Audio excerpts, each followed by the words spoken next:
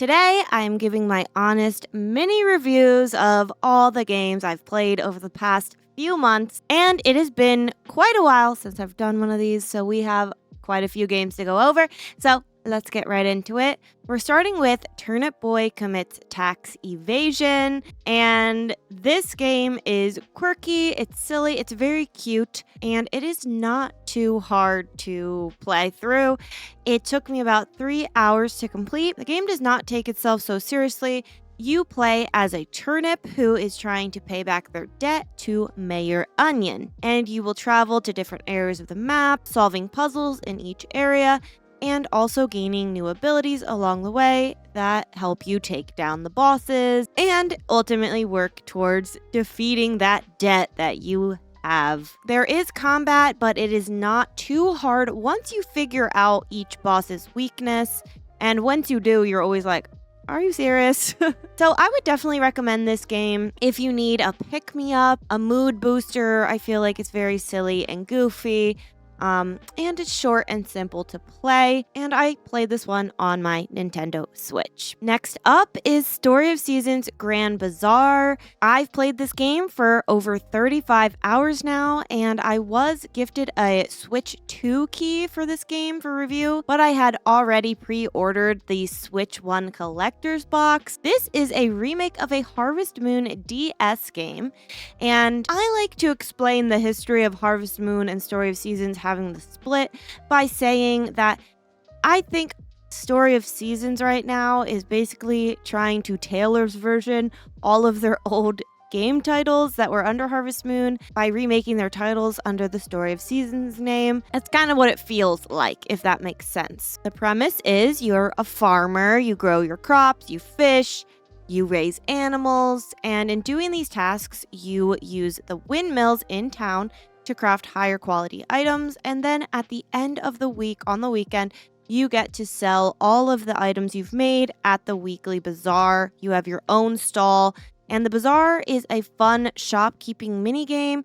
It really breaks up the game's slower pacing, and it's a fun task to work up to all week long, and it is also the main way you make money in the game. You can also expand your bazaar, you can do quests to open more stalls there throughout the entire game, and you can buy new outfits there, buy upgrades there. There's so much that goes into the bazaar and its importance in this game. There's a lot in the game that I haven't even scratched the surface of in my 35 hours. I know a lot of my community spent time working on giving all the little sprites. They're like fish and bugs. There's one for each like mechanic of the game, and the more you give to them, the higher quality that item becomes when you sell it at the bazaar. But honestly, I didn't really focus on that. And I didn't really focus on the romance that much either. I just really focused on the day-to-day tasks and the bazaar, which I really enjoyed. My biggest struggle with this game was actually the stamina. It was really hard for me to manage and pay attention to, and even with upgrading my stamina, it felt frustrating because I was fainting a lot. But the good news is that you can use the shower in your house to gain some of that stamina back, and you can also stay up until 5 a.m. as long as you are maintaining your stamina well. So you do have a lot of time, and you do have ways to manage the stamina. It's just a little hard to get the hang of. Another problem I have with this game is that there are no strawberry cows. I want Story of Seasons to bring back the pink cows to the game. And this game could have done that because they have different animal types and colors that you can get from the bazaar. So I feel like it would have been cool if you could have gotten more unique colors that they had in previous games. And my last gripe with this game is that your crafting with the windmills, it doesn't pull from your storage, it pulls from your inventory. They do have these boxes you can upgrade and get, and they'll be like nearby the crafting area, and you can go there, grab the things you need, and do the crafting. I just think it would have been so much easier and so much more modernized if they had just pulled the crafting from your storage and inventory, because it just would have been easier. They could have even made a little switch to turn on for different storage boxes if you didn't want to pull it out of and you wanted to like save those items up. I think they could have done something like that instead. Now, I don't hate it. It doesn't ruin the game, but it's just a little gripe I have. have. And lastly, I want to say that the soundtrack of this game has been my favorite for the entire year of all the games that I've played. I love the soundtrack on this game. The music is beautiful and it's so nice, and yeah, I love it. So I definitely do recommend Story of Seasons Grand Bazaar, and I'm really glad to see Story of Seasons taking more and more feedback from their past games and releases and putting it into their new games and the remakes. I wasn't sure when this one released if it was going to be something that everybody could like, but I do think that being a remake should not intimidate you. You don't have to ever play that game. I never played the first game, and it's just a good game to play, and I hope you like it and try it out. Squeakross Home Sweet Home. I played this darling little game for about 3.5 hours. This is a pick cross puzzle game where you have to fill the columns and rows with cheese to figure out which column and rows do not fill with cheese. And at the end, you create an image of a piece of furniture. If you know what pick cross is, you know what it is. If you don't know what it is, look it up, because I cannot explain it to you very well. The game does explain it to you very well, though, if you are looking into picking this up.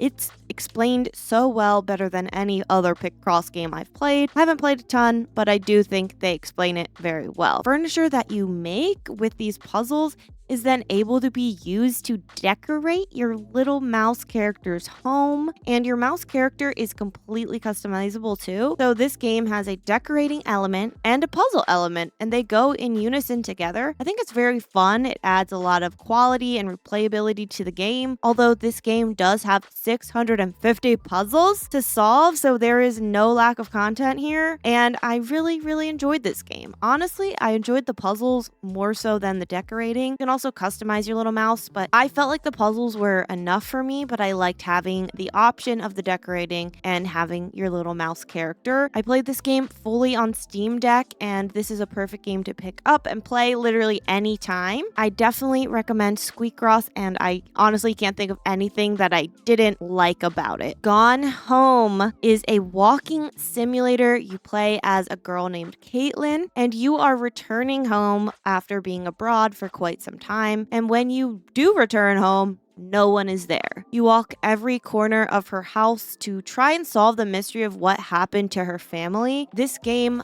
was not cozy to me, although this was the cozy game of the month pick for our slow burn podcast side quest. Game had me on edge. It was anxiety provoking. It makes you feel like you're gonna be jump scared, even though Pat told me that wasn't gonna happen. I was still terrified throughout this game. I did though find the story intriguing, and picking up the clues was fun. This is a first person perspective game, and I admit that I did feel motion sick, especially the first sit down time when I played this. You're walking around a little more. Once you play a little farther in, you're not walking around as quickly. At least I wasn't.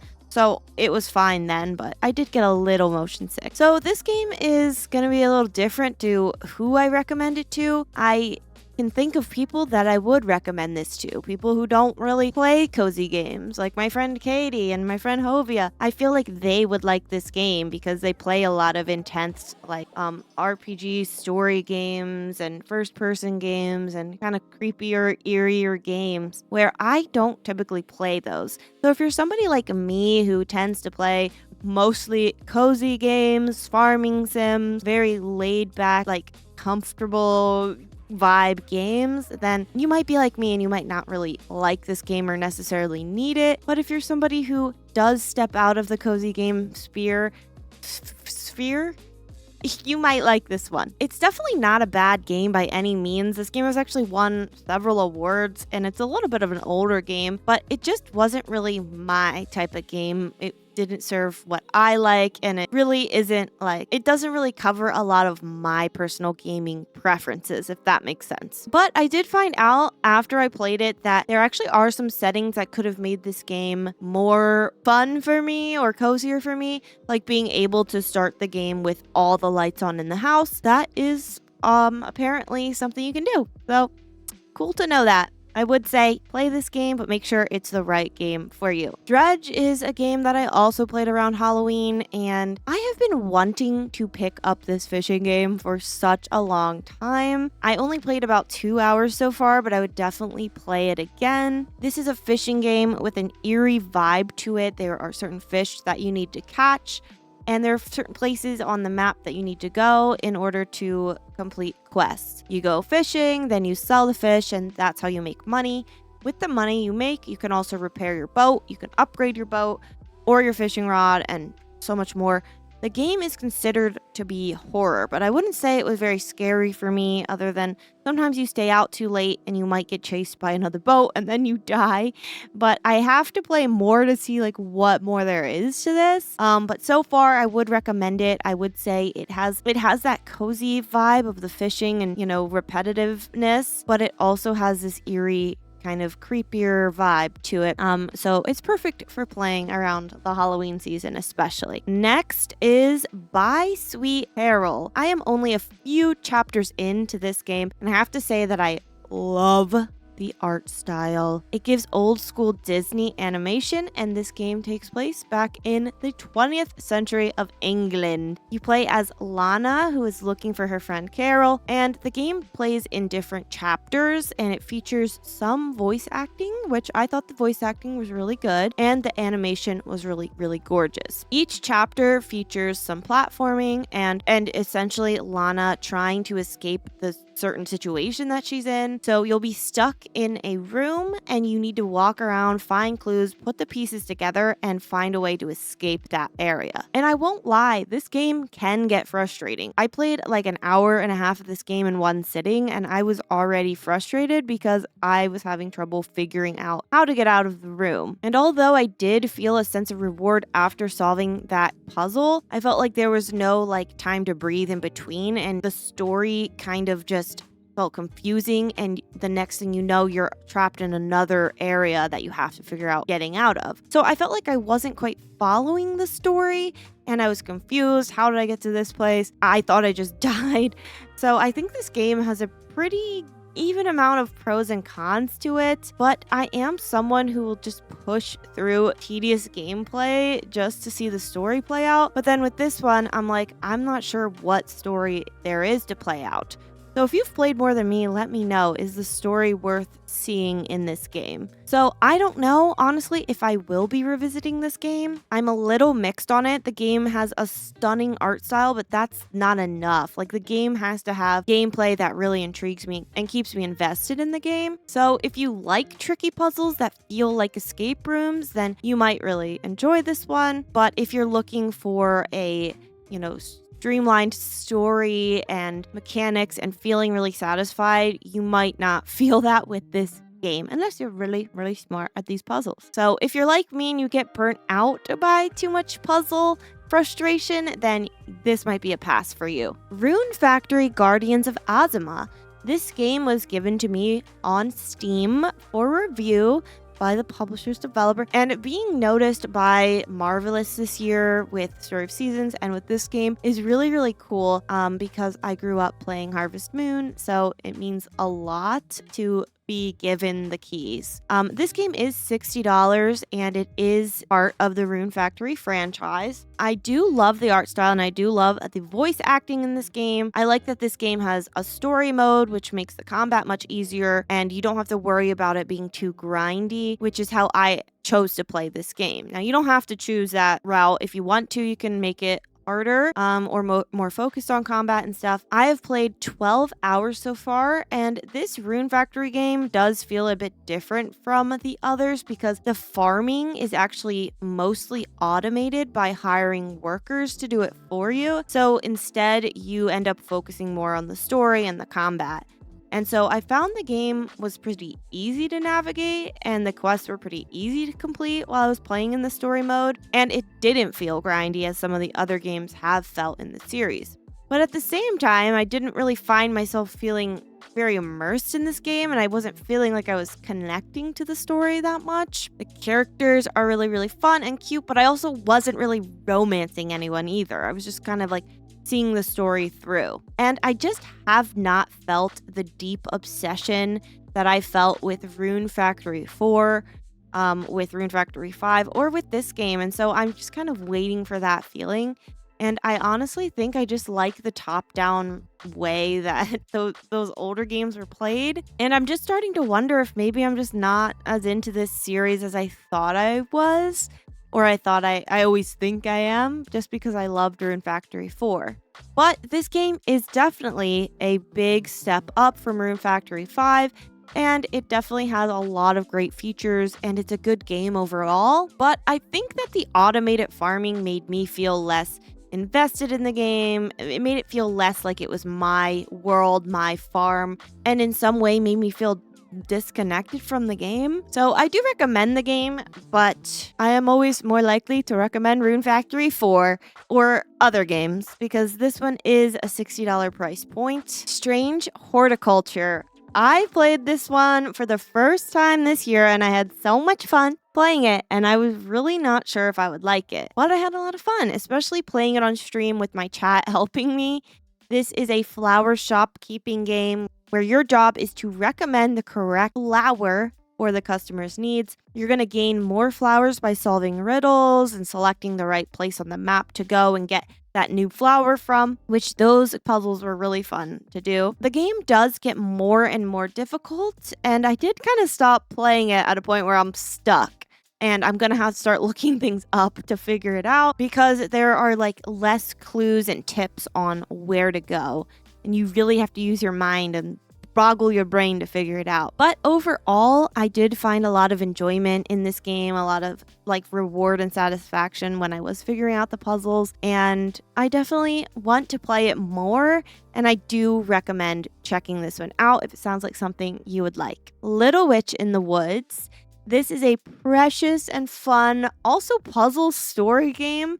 It follows Ellie, who is an apprentice witch. This game is dialogue heavy, a lot of reading, and there's no voice acting, but it's very charming. I love the pixel art style, and I will say that I played this game on the day of the release, did like a first look, and then I picked it up later on, and I had a really hard time picking it back up because there are a lot of mechanics to remember. I had forgotten about some of them and about what to use and what to do next. I will say though that the game does have a good layout for what quests you were working on and good hints to help you figure out what you're supposed to do next. So I knew I needed to talk to some people in the town to progress. But I would talk to them, use every dialogue option that I saw available, only to realize I needed to tab over to the next page, and that's where the quest was. So that was confusing. There's like too many dialogue options, and I was forgetting that you could tab over, and I was kind of stuck there for a bit and feeling frustrated with the game. So I just feel like, why are there so many dialogue options? I don't know. So some stuff I think was like a little too much. There's a lot to remember with this game. It's probably better to just play it like just be focused in on this game for a while if you're going to pick it up and play it, rather than being like me and picking it up, dropping it, coming back much later, trying it again. It's a game that you should probably just sit down and play and really stick to for a bit so you don't forget all the little details like I did. It does seem like this game has a lot of content, and I'm really glad to see that it's out of early access, and I do recommend this game. Twinkleby is the next game. This game was also gifted to me for review purposes, and I only played a little bit so far. It is one of those games that does what it does well, and it's simple just to pick up and play, and it doesn't take a lot of brain power. This is a diorama decoration game, and it takes place on floating islands. You gain more and more decorations and houses and islands to fill as you progress through the game. These little characters arrive on your islands, and they move in, but if they aren't your vibe, you can actually throw their stuff off of the edge of the island, and then they'll leave. This game has some really silly vibes, but overall it is mostly a relaxing decorating experience. The one thing that I do remember not loving with this game is that when you go to the shop to buy a new decoration item, you only have one of those items to use on each island. So you do essentially have an unlimited amount of that item to use at every other island. If you only own one or two, you can only place two per island, if that makes sense. I don't really like that. I kind of like just when I buy an item, I have a limited amount of that item to decorate with. Like in Gordlets, I can place like 5 different chairs at a time. But in this game, if you own 2 chairs, it seems you can only place the 2 chairs. That was really my only gripe with the game. Overall, it is a cute game and I do recommend it. Little corners. I think this is probably one of my favorites of the video. This one was also provided to me for review and I love it. It is an affordable game though. It's only about $7 and it is so satisfying. It has the sticker peely sound, okay? So I like that. If you have ever seen those sticker crafts that you see people like doing these live on TikTok, they use these tweezers, they pick up the sticker and then they try to build these little rooms with all the stickers that they have. That's essentially what this game is. It's much easier and you can reverse your mistakes and all of that because it's not a real sticker book. It's a virtual sticker book. You have several different rooms with different themes and tons of stickers to use per room. You can rotate the sticker and the mechanics are very good. I do wish though that there was an option to have like an example image that you could follow along with, especially when I first started this game, because I was like, I don't know how to make this room look good. I don't know how to place things. I don't know where to place things. I don't know how make it look so cluttered. How did they do that? Because when you get that blank slate, it can be a little like, whoa, where do I start? But the more I played, the more confidence I gained and the better I got at stacking the stickers.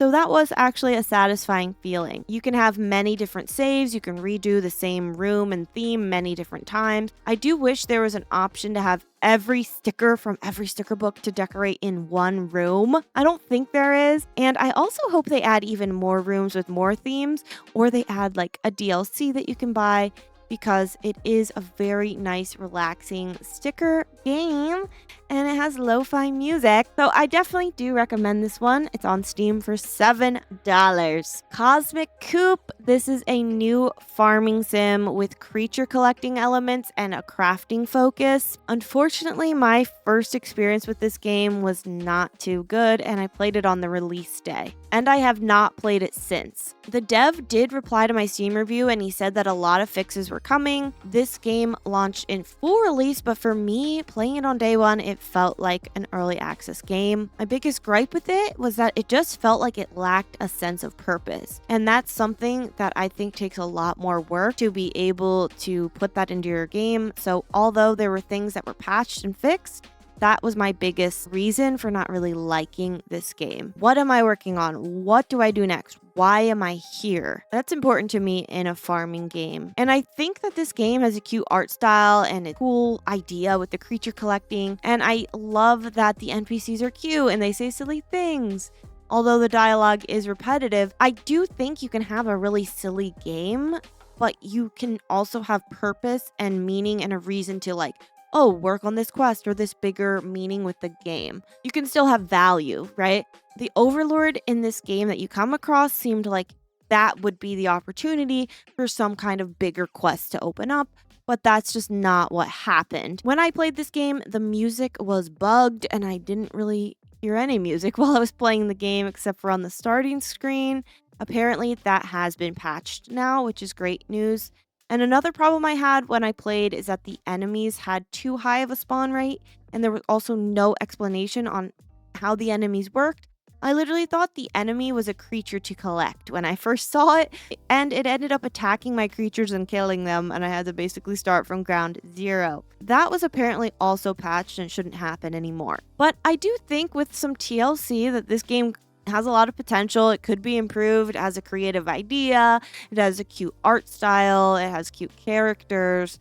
It has like all the base game, but I would honestly recommend passing on it because there are other great games out there for this same price that just go way more in depth, like Fields of Mystria, Moonstone Island, and Forager. And we're going to talk about Little Rocket Lab. Little Rocket Lab, I was also given the key for review purposes, and I have not played another automation game that I can think of, so this was new to me. Little Rocket Lab plays like the farming sims that I know, that I love, but it's all about crafting and automation. You can also build friendships in this game, you follow a storyline all about your aunt's rocket ship, and you help the town out along the way. This game is not a brain off game though. It actually uses a lot of brain power because you have the task of building automation devices in order to craft and collect items that you need to hand in for quests. I love the feeling of collecting and gathering items to turn them in for quests. Like, I don't know what it is, but I really like that element of this game, and just that alone gave me the motivation to build these crafting things, even if they were tedious at times, just because I got the satisfaction of completing and filling quests. So I liked this game in the end, and I found it really fun and satisfying, and I liked building up the town and gathering items and figuring out how do I get that item and how can I build this crafter into this thing. And but it's not a brain off game like farming sims feel to me. It's more brain on, use your brain, think about how to do this. And it is really fun and satisfying to figure out how to automate things. I've played 6 hours of this game so far. I have been craving more, and I do recommend playing this game. And there you have it. You are all caught up on the games that I've been playing recently. I hope this helps you decide which games you want to pick up or pass on. And I am so excited because 2026 is just around the corner. There are going to be so many good cozy games next year. So make sure you subscribe to my channel to stay up to date on all those games that are upcoming. And hopefully, I'll see you in my next YouTube video. Bye!